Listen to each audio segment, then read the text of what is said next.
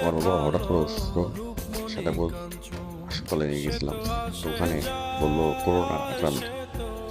Corona আক্রান্ত শোনার পর আমাদের পিছ থেকে অনেকদিন সরে গেল। তবে ডাক্তারকে বললাম কি অবস্থা এখন। ডাক্তার বললো যে বেশি দিন বাঁচবে না, বাসে নিয়ে যান, যা খাওয়ার বাসায় খাওয়ান। বাসা আনার পর আমার পরিবারও অনেক দূরে চলে গেছে।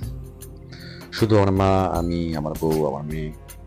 আমার বড় ভাই ভাবিরা ছিল দূর থেকে সেবা যত্ন করতো, আর দূর থেকে হুকুম দিত, হুকুম দাদা এক কথা, সে হুকুম দিত।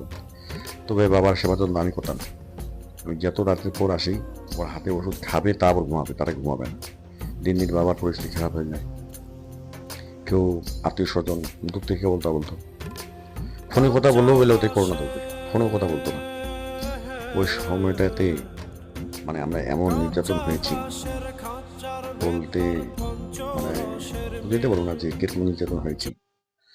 তবে আমার বাবা মারা যাওয়ার পর আমাদের এলাকা যে কেন হোক, কোনো নেতা বলছিল যে মাটি দেওয়া যাবে না, লাশটাকে পুড়ে দিতে হবে। তা আমি বলছিলাম আমরা কি হিন্দু যে লাশটা পুড়ে দেব? তবে জেদ করে আমরা মাটি দিয়েছিলাম।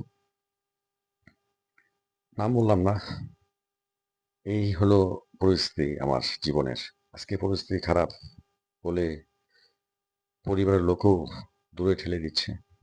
সব আল্লাহ, আল্লাহ একজন আছে, সে বিচার করবে। ধন্যবাদ সবাইকে।